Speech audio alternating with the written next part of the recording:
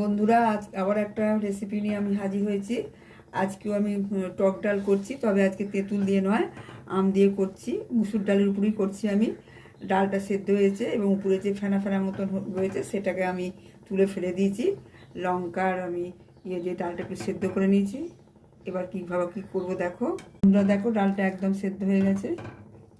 এবার এটাকে নামিয়ে নেবো, নিয়ে এটাকে আমি সামলাবো কীভাবে কী করছি সে দেখতে থাকো। আমি একটু সরষে আর লঙ্কা ফোড়ন দিয়ে কুচিয়ে রেখেছি আমটা, একটু সরু সরু করে আমটা দিয়ে দিলাম।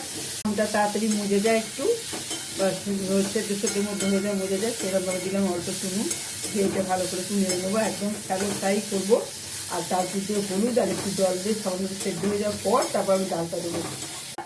আমি আমটার মধ্যে অল্প হলুদ, নুন আর একটুখানি শুকনো লঙ্কা গুঁড়ো দিয়ে অল্প জল দিয়ে ভালো করে নেড়ে অল্প জল দিয়ে সেদ্ধ করে, সেটা দেখতেই পাচ্ছি সেদ্ধ হয়ে গেছে। এবার যে ডালটা সেদ্ধ করেছি ওর মধ্যে আমি ঢেলে দিচ্ছি। আর এর মধ্যে একটুখানি লবণ, পরিমাণ মতো লবণ দিতে হবে, কারণ স্বাদ হয়ে যায়। আর একটু মিষ্টি, টকের ডাল কিন্তু একটু মিষ্টি দেবে। দেখতেই পাচ্ছেন খুব সহজ পদ্ধতিতে এবং খেতেও দারুণ সুস্বাদু। এইভাবে করতেই পারেন, আমরা একবার ট্রাই করতেই পারেন। আমরা তো ডাল খান বিভিন্ন রকম টকের ডাল, কালকে একরকম দেখিয়েছি, আজকে একরকম দেখালাম।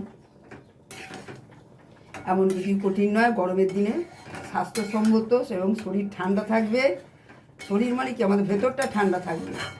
স্বাদ মতো নুন দিলাম। কালকে তেঁতুল দিয়ে ডাল করেছি, দেখিয়েছেন বলতে, আজকে আম দিয়ে ডালটা করলাম।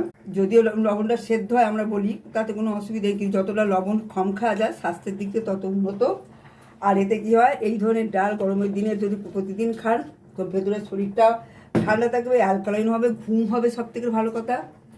শরীর সতেজ থাকবে, আর শরীর সতেজ থাকলে পরে মনও ভালো থাকে, আর মন ভালো থাকলে সেখানে ঘুমটাও ভালো হয়। আমাদের খাওয়ার উপর অনেক কিছু নির্ভর করে, আমাদের শরীর এবং মাইন্ড, ফিজিক্যাল বডি এবং মেন্টাল বডি। আজকের মতন এইটুকুই। ভালো লাগলে অবশ্যই লাইক, শেয়ার, কমেন্ট করবে। আবারও বলেছি, আবার একবার বললাম। আর ভিডিওটি ভালো লাগলে শেয়ার করবেন, প্রচুর করুন, কমেন্ট করতে ভুলবেন না, সাবস্ক্রাইব করবেন।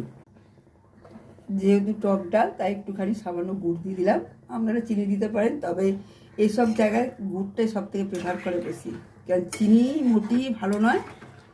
চিনি হচ্ছে স্লো পয়জেন, না খাওয়াটাই সব থেকে ভালো। চেষ্টা করবেন গুড় দিয়ে বা মিজরি দিয়ে সব জিনিসপত্র করতে। দেখুন কি সুন্দর হয়েছে বন্ধুরা, দেখিয়ে দিলাম। আর প্রথম পাতে হচ্ছে তেতো, মাছ পাতে হচ্ছে ডাল, আর শেষ পাতে হচ্ছে টক। দারুণ জমে যাবে।